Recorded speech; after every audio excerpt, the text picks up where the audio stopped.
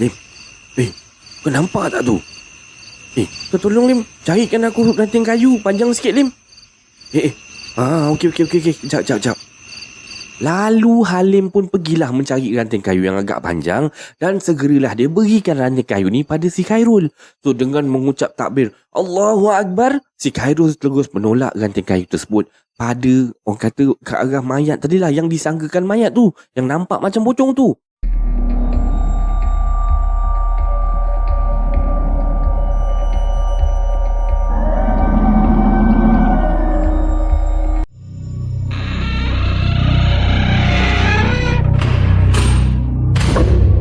Assalamualaikum warahmatullahi wabarakatuh dan salam sejahtera kepada anda semua. Selamat datang ke channel Kisah Seram Malaysia. Diharapkan anda semua pada hari ini sihat-sihat belaka lah hendaknya ya. InsyaAllah. Baiklah, semua kisah-kisah yang saya ceritakan dekat sini pada hari ini anda anggaplah sebagai satu hiburan sahaja. Jadinya jangan terlampau taksub ataupun terikut-ikut dengan kisah-kisah yang KSM sampaikan ya. Baiklah, sebelum kita bermula, marilah kita sama-sama berdoa kepada Allah Subhanahu Wa Taala.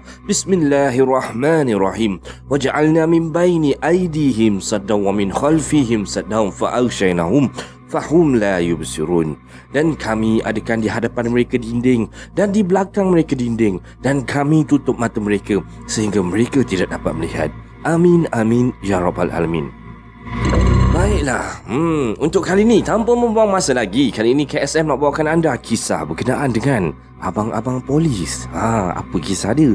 Jadi, marilah kita terus ke video yang pertama dengan lafaz Bismillahirrahmanirrahim. Mari kita mulakan.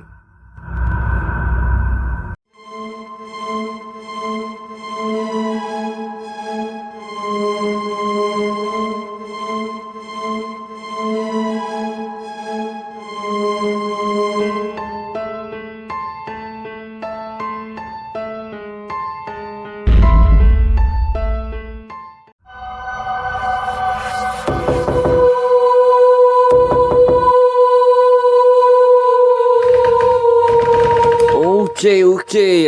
Macam mana, apa khabar anda semua? Semoga sihatlah hari ini kan. Sihat, senyum-senyum selalu. Baiklah, kita terus dengan kisah yang pertama ni, macam yang KSM katakan tadi kan. Okey, kisah seram yang pertama ni, kisah seram anggota polis di IPD mana ni? Tapi tempat dirahsiakan lah. Tapi yang kami tahu, ceritanya berasal daripada Perak. Kita terus dengan kisah dia. Assalamualaikum dan selamat malam kepada semua. Okey, jadi pada malam ni, saya akan menceritakan kisah pengalaman benar, seram dan misteri yang telah terjadi kepada salah seorang anggota polis. Dan biarlah anggota polis ni, saya namakan dia sebagai Budin lah. Okey, kisah ni terjadi di IPD, mana dirahsiakan, dekat Perak sana. Jadinya nak dijadikan ceritalah, pada pagi tu, Budin bekerja bersendirian dekat pejabat, iaitu di pejabat cawangan TSM untuk menjawab segala panggilan telefon sebagai operator di situlah. Dan kejadian ni berlaku pada tahun 2018 macam tu. Memang sudah lumrah, IPD yang lama dah semestinya ada penghuni yang lain. Begitulah juga dengan yang terjadi pada si Budin ni. Kisah dia macam ni. Semasa Budin tengah bertugas tu lah, dia telah diganggu oleh satu gangguan. Dan untuk makluman anda semua, IPD tempat Budin bertugas ni ada 4 tingkat. Dan Budin ni bekerja di tingkat 3. Jadinya, pada waktu kejadian seram itu terjadi, jam menunjukkan tepat pukul 3 pagi. Dan ketika itu, sedang Budin ni duduk dekat atas kursi dia ni, sedang membuat tugasan rutin harian dia.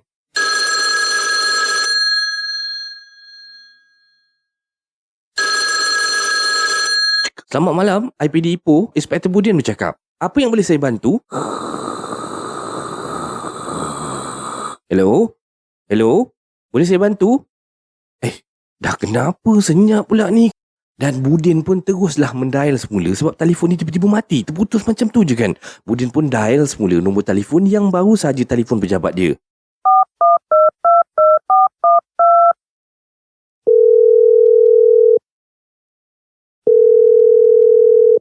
Hello, siapa tu?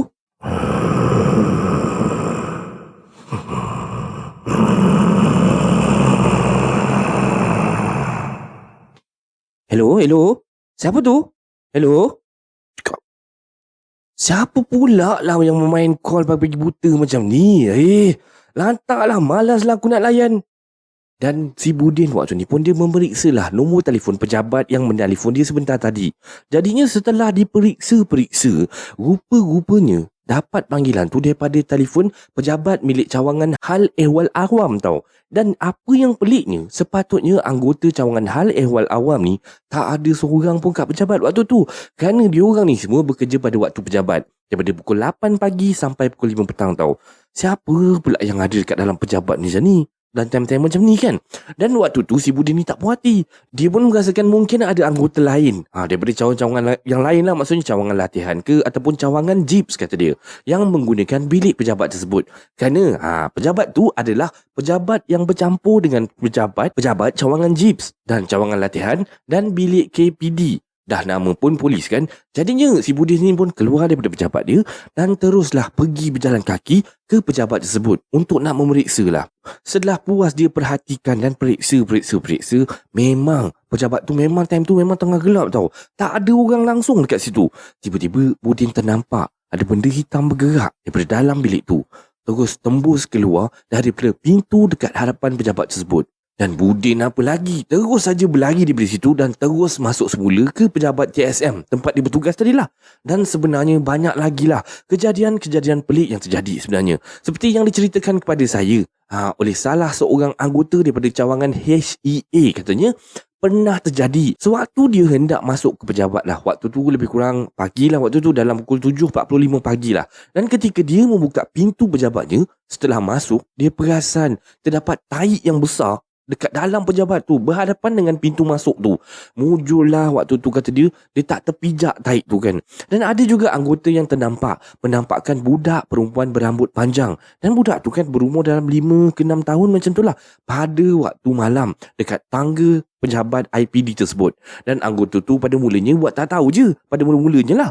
Tapi bila dia dah terdengar suara budak perempuan tu seakan-akan menangis.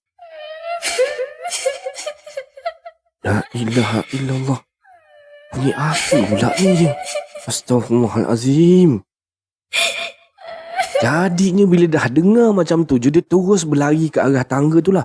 Dan sampai dekat tangga tu, budak perempuan yang dia nampak tadi tu hilang serta-merta. Terus tak nampak apa. Meremang dia kat situ kan. Dan kejadian seram juga terjadi dekat kuartus anggota polis, di mana isteri anggota polis telah diganggu dengan bunyi-bunyi ketukan lah, bunyi hilayan suara lah. Dan kejadian di mana secara tiba-tiba saja bilik air di rumah terbuka dengan sendiri pada waktu tengah malam. Dan ini membuatkan KPD ketika itu menyuruh anggota polis ni lah dan BAKA dan KTA ni membuat solat hajat serta bacaan Yasin di pekarangan kawasan lapang di rumah kuartus anggota ni untuk nak menghindari daripada gangguan-gangguan misteri ni lah yang semakin menjadi-jadi pada waktu tu. Dan ada juga anggota mendakwa yang katanya pernah ternampak hantu askar Jepun tengah berkawat dekat padang berhadapan dengan kuartus blok C.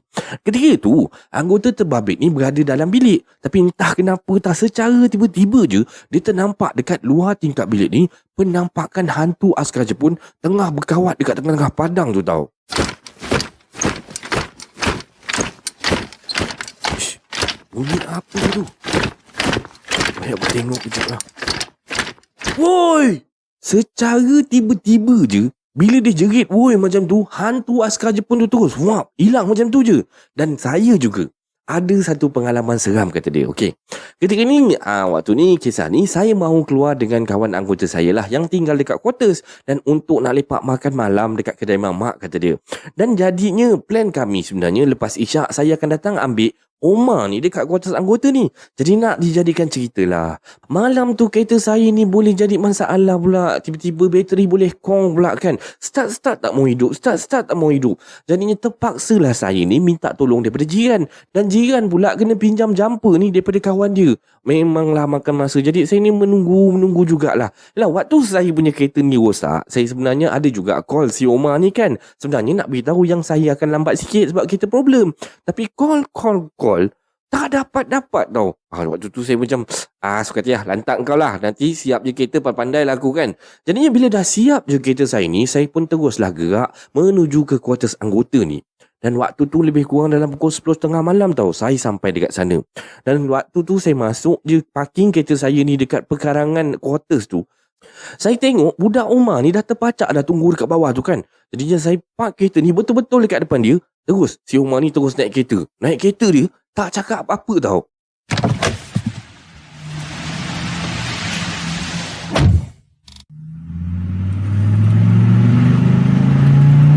Bro, alamak, sorry lah bro. Hari ni aku terlewat sikit lah. Kereta buat hal pula tadi. Aduh, ai. Bro? Kau kenapa bro? Senyap je ni hari. Bro. Kita nak lepak mamak mana ni ya? Si Omar ni daripada awal masuk dalam kereta saya ni, daripada mula-mula tadi sampailah sekarang ni dah nak dekat sampai mamak ni, si Omar ni diam je tau. Langsung tak berbunyi langsung. Lagi satu, saya yang peliknya, bau badan si Omar waktu ni busuk sangat tau. Saya waktu ni cuma malas lah nak tegur. Busuk dia ni bukan busuk peluh tau. Kalau busuk peluh tu saya tahulah sebab kita memang, orang kata polis memang biasa dah mani-mandikan peluh ni kan. Ni busuk dia tu, bau busuk macam busuk bangkai, bau mayat yang dah reput tu ha. Bau dia macam tu lah. Memang sebenarnya tak boleh tahan hidup ni. Tapi saya buat tak tahu je kan. Dan macam tu lah bau dia. Sebenarnya saya dah rasa lain macam tau time ni sebenarnya. Tapi saya diamkan je. Saya buat tak tahu je. Saya drive je kereta waktu dalam hati tu. Tuhan je lah yang tahu kan. Saya buat tak tahu je. Saya drive. Sampailah dekat satu kawasan pembinaan ni. Tiba-tiba berhenti sini. Dan saya ni waktu tu bila nak dengar si Omar ni cakap macam tu, saya tak banyak cakap lah. Terus saya berhentikan kereta saya.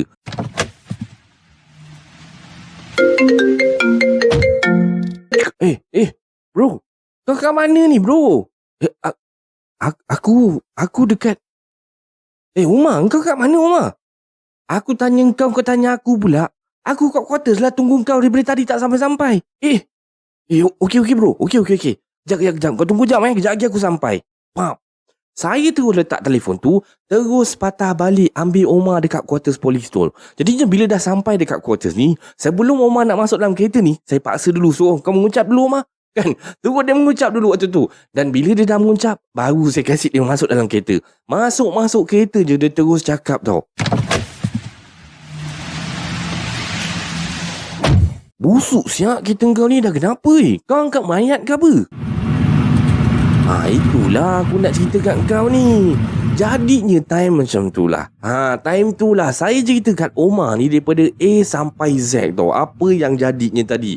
Dan esoknya dekat balai saya bertugas tu time tu tau. Dan terima satu report daripada seorang lelaki yang katanya ada bau busuk dekat area construction site tempat yang saya hantar budak tu semalam tu kan.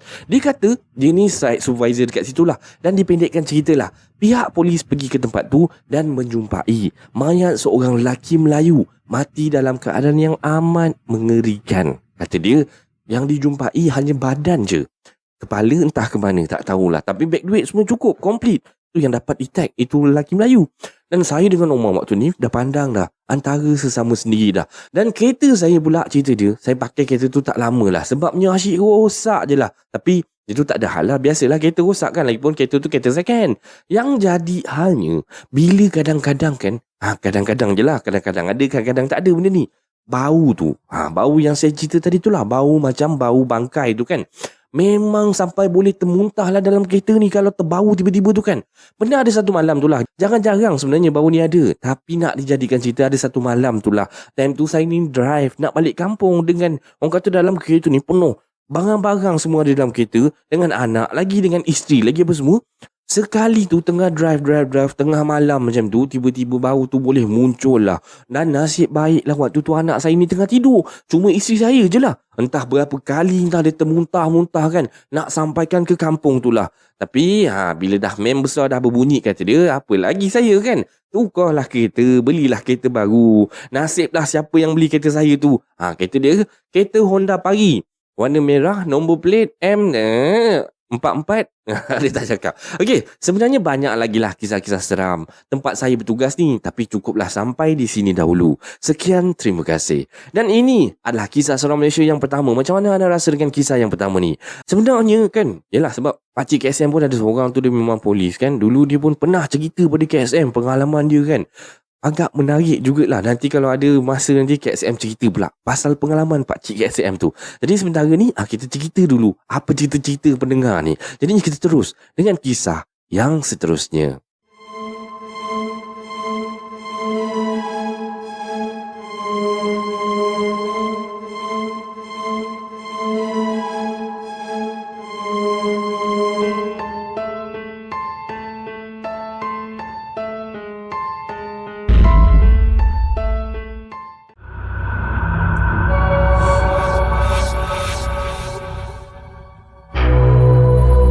Okay guys, kita sampai ke kisah yang kedua pada malam ni. Jadi kita terus dengan kisah yang kedua. Masih lagi berkenaan dengan kisah pengalaman anggota polis ni. Jadi kita terus dengan kisah dia. Kisah pengalaman seram kata dia. Seorang anggota polis di cawangan MPV. MPV ni tak silap saya lah cawangan yang bawa kereta tu kan. MPV tu itulah peronda tu kan. Cawangan peronda lah agaknya. Baiklah. Assalamualaikum dan selamat sejahtera kepada anda semua. Kalau kita masih ingat lagi waktu kita kecil dulu pada tahun 1990 macam tu, kita mesti pernah bayangkan bagaimana teknologi tahun 2020. Mungkin pada zaman tu dunia dah maju dah rasa-rasanya kan. Dan dekat Malaysia ni mesti ada kereta dah terbang dah apa semua. Tapi hakikatnya bukan kereta yang terbang, duit yang terbang, kata dia kan. Okeylah. Saya sebenarnya nak menceritakan pengalaman seorang anggota polis daripada cawangan MPV ni. Dan kisah ni berlaku pada tahun 2008. Nama tempat kejadian dengan nama anggota polis tersebut terpaksa saya ubah demi menjaga imej anggota polis tersebut. Okeylah. Khairul adalah seorang anggota polis daripada cawangan MPV dan dia ni bekerja di cawangan tersebut sudah hampir 9 tahun tau. Boleh kata otai jugalah, lama lah Jadinya pelbagailah pengalaman dan peristiwa aneh dan seram yang pernah Khairul ni tempuhi sepanjang dia bertugas sebagai anggota MPV. Dan katanya kisah yang paling dia tidak dapat lupakan adalah satu kisah ni. Pada satu hari dia tengah bertugas lah waktu tu. Tiba-tiba dia mendapat satu panggilan daripada bilik gerakan DCC memaklumkan kepada dia yang ada satu lelaki Melayu menjumpai mayat dekat dalam longkang besar di tepi jalan raya sebuah perkampungan tau. Dan apa yang peliknya, makluman daripada gerakan DCC tu memberitahu bahawa bentuk mayat tu berbungkus dengan kain kafan macam tu. Dengan Khairul dengan partner setugasnya yang bernama Halim waktu tu, bila dah dengar dapat berita macam tu, dah dapat arahan macam tu, teruslah segera bergegas ke tempat kejadian. Di sepanjang perjalanan yang ditempuhi oleh Khairul ni hanyalah hutan belukar tau. Kerana lokasi kejadian ni berada dekat sebuah perkampungan di dalam kawasan Felda yang agak terpencil sekali. Dan kejadian itu terjadi lebih kurang jam 2 pagi. Dan pada waktu pagi-pagi macam tu lah, dalam perjalanan ni dia orang langsung tak seserempak dengan satu biji kereta pun yang lalu pada jalan tu tau. Dan waktu ni Khairul dengan si Halim, kawan dia ni, partner dia lah dah berdoa, dah dalam hati dah berdoa, berzikir sepanjang perjalanan, diminta agar dipermudahkan segala urusan ketika mereka menguruskan kes tu lah pada pagi tu. Jadinya sesampai mereka berdua di tempat ataupun lokasi kejadian lah, yang dikatakan oleh pengadu tersebut, berderau darah Khairul ni apabila memang betul-betul depan mata dia ni ternampak akan sesusuk tubuh berkain kapan terbaring di dalam longkang dekat bahu jalan waktu tu. Lim, kau nampak tak tu? Kau tolong Lim, carikan aku ranting kayu panjang sikit Lim. Okey. Sekejap. Lalu Halim pun pergilah mencari ranting kayu yang agak panjang dan segeralah dia berikan ranting kayu ni pada si Khairul. So dengan mengucap takbir Allahu Akbar, si Khairul terus menolak ranting kayu tersebut pada, orang kata, ke arah mayat tadilah, yang disangkakan mayat tu, yang nampak macam pocong tu. Lim, cuba kau tengok kat sini Lim. Nah, kau try pula cucuk ranting ni dekat mayat ni. Lembut kan? Mesti aku try pula. Lah bro, lembut macam bantal. Dan setelah diperiksa oleh Khairul dan Halim ni ke atas mayat yang menyerupai pocong ni lah, sebenarnya itu adalah bantal peluk. Astaghfirullahalazim, siapa punya kerja lah macam ni? Korang hajar betul lah. Siapa yang buat macam ni? Letak bantal peluk, lepas tu hias nampak macam mayat macam ni, menakutkan orang kampung je. Dan bila dah macam itulah, si Khairul pun dengan segera melaporkan perkara tersebut pada gerakan di sisi dekat ibu pejabat polis tu. Dan setelah tu, Khairul pun mengambil bantal tersebut dan terus membuka ikatan kain dia tu serta terus buang benda tu dalam tong sampah. Dan kata Khairul lah, yang bekerja sebagai seorang anggota polis ni, benda-benda macam ni, kata dia, memang nampak macam lawak, tapi boleh mengakibatkan kemalangan tahu kepada pemandu-pemandu kenderaan yang terkejut. Yelah, bila tiba-tiba je ternampak kelibat pocong ni dekat bahu jalan, mahu tak terkejutnya kan? Nasihat Khairul ni kepada semualah, supaya sentiasalah berhati-hati ketika memandu dan patuhilah undang-undang jalan raya. Katanya, kalau terlihat sesuatu benda yang menakutkan dekat tepi jalan tu, janganlah panik, banyakkan berselawat dan mengucap insya-Allah perjalanan kita selamat. Dan ini adalah kisah seram yang nombor 2. Jadinya sebabnya kita ada lagi satu kisah yang terakhir, kita terus dengan kisah yang terakhir.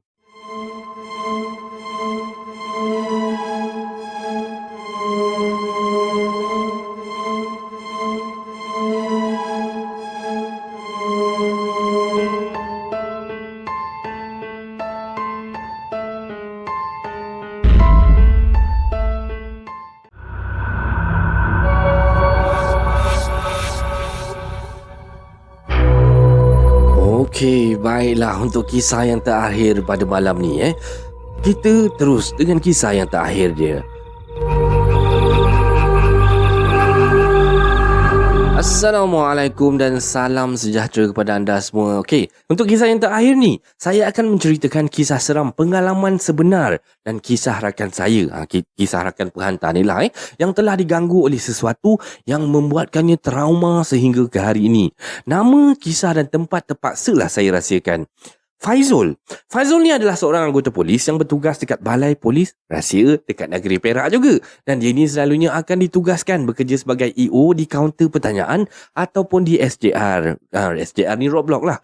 Okey, kisah seramnya berlaku pada jam 1.30 pagi. Ketika rakan-rakan ni waktu tu tak ada dekat rumah. Diorang ni kan duduk dekat rumah berek bujang yang diduduki oleh dia ni. Rakan-rakannya ada yang keluar bertugas dan ada pula yang keluar melepak-lepak dekat kedai mamak. Dan berek yang diduduki oleh si Faizul ni tinggi 3 tingkat. Dan si Faizul ni duduk dekat tingkat 1.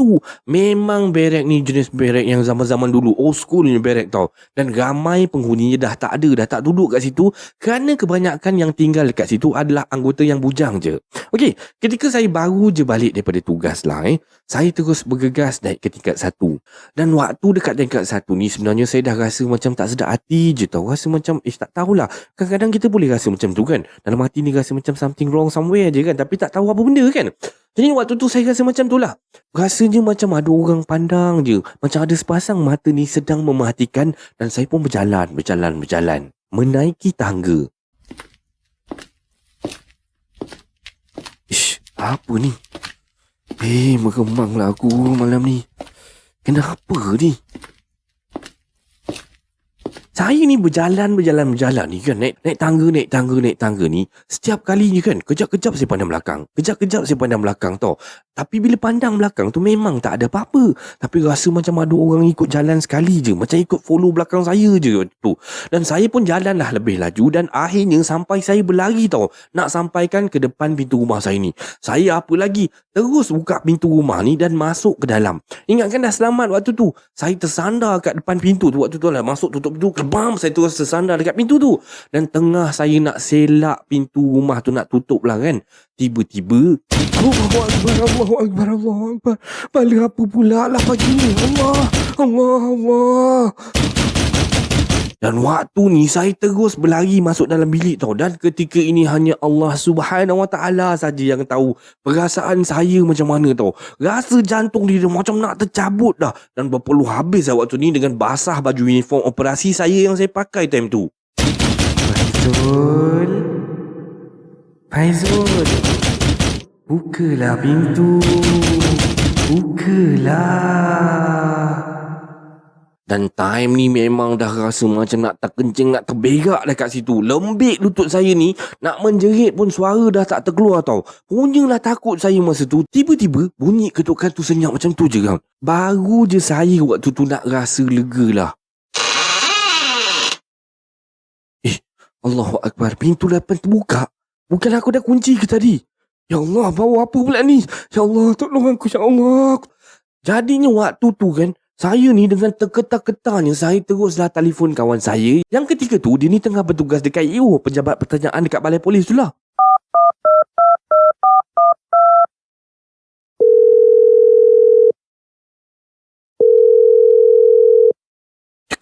Hello? Sakuan, tolong aku Sakuan. Hello, Faizul. Hello? Dan Zakuan ni tiba-tiba bila dapat panggilan macam tu, dia macam, dah kenapa pula member aku seorang ni kan? Jadinya dia terus berlarilah daripada balai tu pergi ke barek ni kan. Terus pergi ke rumah saya. So dengan berhati-hati tau, Zakuan pergi kat depan rumah saya ni, tengok pintu depan tu memang dah terbuka tau. Terbuka luas tau ketika tu. Dan dengan jelas lah, Zakuan ni ternampak banyak kesan-kesan lumpur dengan selut-selut macam basah tu berterabur dekat depan pintu rumah saya ni tau. Jadinya si Zakuan ni masuk dalam rumah tu. Masuk. Dan dekat depan pintu bilik saya, dekat situlah Zakuan ni jumpa saya dekat situ. Penuh dengan kesan lumpur ni. Satu badan ni penuh dengan lumpur tau. Dan saya pengsan waktu tu. Memang tak dapat nak ingat apa-apa langsung pun. Apa yang terjadi pada malam tu lepas tu. Baju saya ni berlumpur-lumpur habis ni. Daripada atas sampai ke bawah. Itu pun saya tak tahu kenapa. Dan ini adalah kisah seram Malaysia pada malam ni. Semoga anda terhibur dengan kisah-kisah yang KSM sampaikan.